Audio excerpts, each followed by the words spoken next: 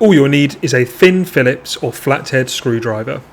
Before any repairs, always turn off and eliminate power to your appliance. On the fifth hole of the drum paddle, push down with your screwdriver to lower the hidden tab inside, which holds the paddle in place. The tab location can vary depending on your make and model of washing machine. Then slide the paddle back towards you to unclip it from the washing machine drum. Just a warning, it may be tight and require a bit of force. Unpackage your new paddle. Depending on the make and model, drum paddles can vary in appearance and the number of holes. Lift up the tab on the washing machine drum. This ensures the new paddle is connected and properly clicked in place.